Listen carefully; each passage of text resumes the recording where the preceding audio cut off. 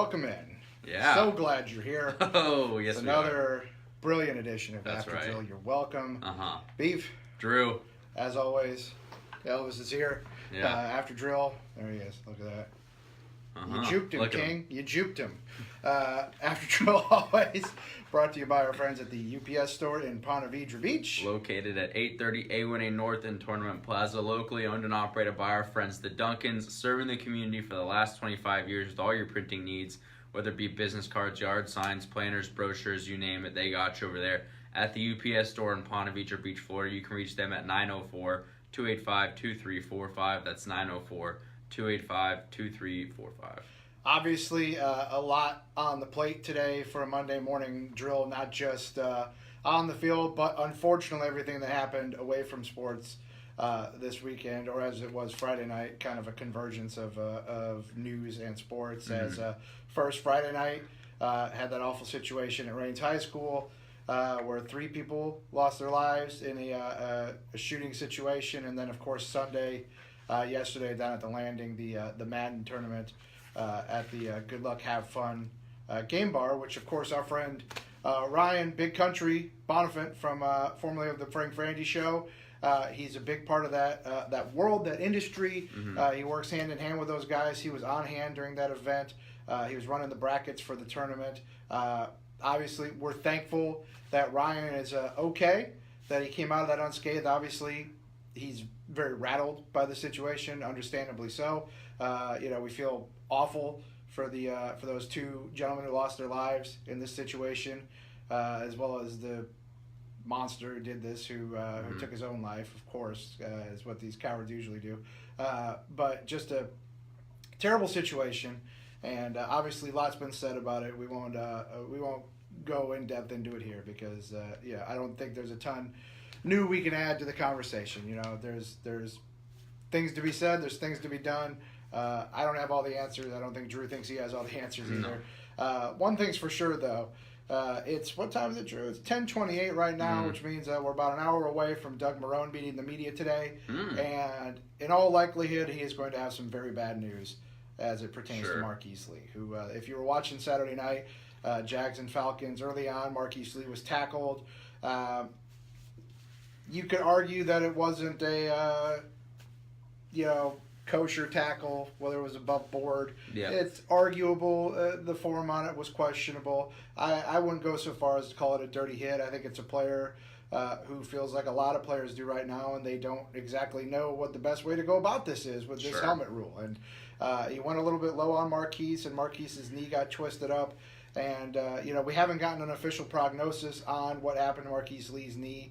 But if you were watching, like I was Saturday night, it didn't look good. I'll be honest, in my opinion, the first thing I thought when I saw it is best, and I know this sounds crazy, but I thought best case scenario he just did ACL, MCL, because really when you saw it, I thought that might be his career. I mean, it looked that bad. And that's, we haven't heard anything concrete. Everything's kind of rumors and speculation and, sourced information. But we don't know anything. It sounds like it was pretty bad. Yeah. It sounds like, best case, a season ender. But obviously we're all pulling for Marquise. We hope Marquise comes back stronger than ever. Obviously, he's a guy they're going to count on for not just this year, but moving forward. He's kind of just sign him to that 4-year deal. That new deal.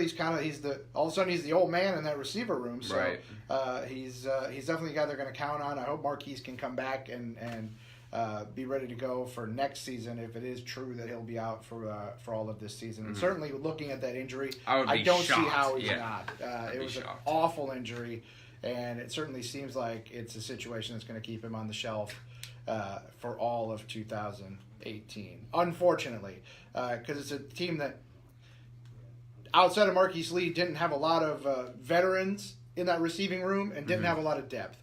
Now some make the argument they had a lot of depth because they didn't have any clear-cut number 1 guys. So some feel like it's not a massive loss because it just means next man up because there wasn't a clear-cut number 1 guy. Others feel like it's a devastating blow. I know a lot of people are waving the flag for Dez Bryant. I'm not one of those people. No. I'm not on the Dez train, Drew. I don't know how you feel. No, I don't really think the locker room needs another personality like that. And to be honest with you, look at Dez Bryant's production over the last 3 years. He really hasn't been very good. That's where I'm coming from. I don't give a damn about his personality. I mean, if he was good, Dez Bryant can't play anymore, yeah, guys. He's not that good anymore. Look at the numbers. Dez Bryant can't play anymore. Dez Bryant's done. Okay? Baltimore took a flyer on him, or at least, a looky-loo, and I guess they had an offer for a deal. He walked away from Apparently, it. Baltimore and Cleveland have both offered him something. Had deals. Yeah. He didn't like the terms, so he's being a little particular about what he wants right now. But, I mean, you look at his numbers, they're not great. Also, when you're thinking of replacing a guy like Marquise Lee, I don't really know why you would replace Marquise Lee with Dez Bryant. They don't really do the same thing or bring the same thing. You already have guys on the roster for the Jags who can do what Marquise Lee does. D.D. Westbrook, really, pretty much, in my opinion, does a lot of the same things as Marquise would. Do I think it's a huge blow? No, I think a good point that was brought up, obviously, you lose the number one quarterback, it's a cornerback, it'd be a much worse deal. You lose the number one quarterback, it'd be a much worse deal. You lose your number one offensive lineman, it'd be a much worse deal. I mean, you lose your number one at any other position, it would be worse. Number one linebacker, number one defensive lineman, anything. You pick number one running back. I mean, they would all be worse than losing the number one receiver because, the difference between Marquise Lee and, let's say, Keelan Cole, it's... Right, how significant is it? I don't think it's that much. It may not be. And now, maybe it does help the Jags a little bit with that conundrum of what to do as whether or not to take 5 or 6 receivers.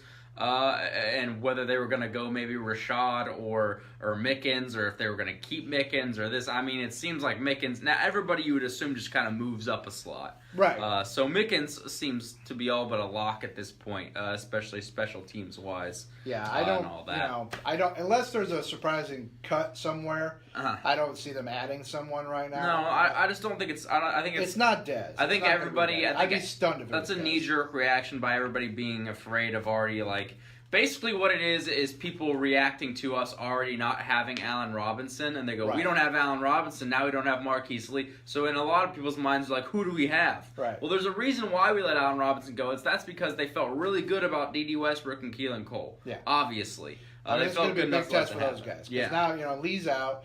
I would think, now Cole, I think, in essence, becomes the number one guy. Sure. I think Moncrief becomes your number 2 guy. I think it's a big opportunity for DJ Chark to really show what he can do. DJ Chark really is going to be the guy who's thrown in here the most because obviously he's a rookie and they're going to ask a lot more out of him now without a Marquise Lee in the fold, I think. Well, and he's the guy that's got that top end speed. Sure. That he's going to be asked to do a lot of things that other guys in that room just can't do necessarily. But I don't. Yeah, again, unless there's some stunning cut guy that's coming down the pike that we don't know about until they start paring rosters down. Right. I don't think they're looking to add anybody. I think they're perfectly fine going with who they have. I don't think having a big play-breaking wide receiver is a big part of who they're going to be this year anyway. No. So it'll just be next man up and receiver by committee, and whoever is it'll be okay. Will be the guy. It'll be okay. Yeah, it's not I'll tell you right now, it's not like a crippling situation. It's not like the Jags losing Allen Robinson a year ago. That was a big deal. The Jags losing A-Rob at the time was a huge deal. It's not like this. I know it feels like it because honestly, Marquise was our number 1 wide receiver, and I'm not saying it doesn't hurt. It hurts, but the Jags will be fine. The Jags aren't going to not be the team. I certainly feel that way. They're not going to not be the team they were going to be because they don't have Marquise Lee. Right. This isn't going to derail the season. Right. It's sure it's a blow. Marquise is a good player and a veteran, so it's a blow. But it's not. I mean, that defense still looks stifling, and really, that at the end of the day, everybody knows going forward with the Jags, you need to have a good run game, have a good defense. That's going to be the Jags. You ever get that feeling, Drew, where it's like there's like a sneeze? Yeah. It's just right there. Yeah. That's where I'm at right now, guys. Just full disclosure. So if you see just me, in case rubbing my nose, I don't have a horrible cocaine habit. I actually just feel like I have to sneeze. It's just sitting right there. And it's probably not going to come. Right. It's just going to sit right there and just antagonize me for the next several minutes. Bully you for the next and I'm going to hate it. But that's where we're at right now. Just full disclosure, everyone. We're all family here at After Drill. Everyone's got to know what's going on. Drew, behind the scenes. This is obviously a factor for you because you're an FSU guy. Yeah. Frenchie. Willie Taggart making the announcement today that it will be Frenchie. DeAndre Francois will be the starter. I don't think anybody's surprised by that. No. It certainly seemed to be trending that way all throughout camp for the Noles. It seems like the word is that Dan Mullen may announce his starter later on today when he meets with the media. And again, all indications are that it'll be Felipe Franks. It would be a big surprise if it's not. Right. So that seems to be where we're headed. As we're now, it's game week. Yeah. It's game week. We've got Florida and Charlie Southern. Huge test for Florida. Charlie. This weekend. And then, is it Monday for the Noles? Yep. Monday for night. the Noles. Monday night, against baby. Vatech at Doak. Mm-hmm. And Justin Fuente, I don't know if you saw his comments, seems a little scared. He basically said, a little scared. He said, quote unquote, I'm not exactly thrilled about having to open up with Florida State in ACC play. Wouldn't be my first choice, but I'm not going to pout about it. It's not really what you say to kind of inspire the team. The coach is like, I don't really want to crank the troops up with I that. don't really want to play them, to be honest with you. But it's fine. We'll go in there. Beat the hell out of us. I'm not gonna pout because they're on our schedule, and quite frankly, I'm getting paid millions of dollars, so it's fine. I wasn't here when they scheduled this, but I hated it. I wouldn't have done it. We're gonna get killed, but we're also. All right, Justin. What are we gonna do? I mean, I think it'll be interesting. I think Virginia Tech is a little overrated. They lost a lot, but I still think it'll be a good game. But again, as far as the quarterback stuff goes, I think a lot of people knew it was going to be Francois. I just looking at what Willie Taggart wants to do on offense. I think you're asking an awful lot out of a guy like James Blackman, who's 6'5" and lanky, to do a bunch of quick hitting, quick throws type deal. It's just not really his game. He's kind of a pro style guy. Francois has always been the dual threat type guy coming out of high school and whatnot. And not that Blackman can't be mobile at all, but I just feel like you're asking a lot out of him to run that kind of. I feel like the ceiling's a lot higher on Francois. Yeah, and, you get a roll with that. A couple questions from the Googans. Michael said that it seems like Marvin Lewis could be on his way out in Cincinnati with another bad year. Could Todd Wash be on their radar? Marvin Lewis has been on his way out for the last decade, so I don't really know what's going on there. Yeah, I don't know. He seems always dodgy. Also, Sean says the Pats just released Malcolm Mitchell. Would he be a good fit? They didn't just release Malcolm Mitchell. Yeah, Malcolm Mitchell's beat up. And no, Malcolm Mitchell's not a good fit. Not a good fit really anywhere. But yeah, certainly not with the Jaguars. He's just. I did see a bunch of people bring up Kenny Britt because of the Jaguars' interest in him a year ago, but now the Patriots released him too. So. I feel like you're throwing in. That's two guys that are the same dudes you already have in the room. Right. So what are you really doing? Right. That's just depth. And at that point, it's like you might as well Look, if another one goes down, then we'll talk about it. But for now, I think it's fine. Adam says he's rolling down to Orlando for the Tide and Louisville. Oh. Enjoyed that. Yeah, should be a real close game. Hopefully, should be a tight one. Hopefully, you're a Bama fan. You can bathe. He does say Roll Tide in his comments, so either he's being sarcastic or he's a Bama fan. He's gonna bathe in the blood of the baby Redbird, as we say about the Cardinals. But they're gonna literally step on Bobby Petrino's neck, open him up, and bathe in the I don't blood expect of the that game to be close. This is gonna be an absolute bloodletting. But I'll watch it. It's gonna be ugly. But I'll watch it. It's going to be bad. Louisville's going to be Louisville's in for a big step back year. Yeah. It's going to be ugly. But you can hear it right here. Yeah. On the Superstation, 1010XL. Right. We got college football. It's going to be a big college football weekend. We got games all over the map all weekend. It's very awesome. exciting. We're excited, man. College football season is here.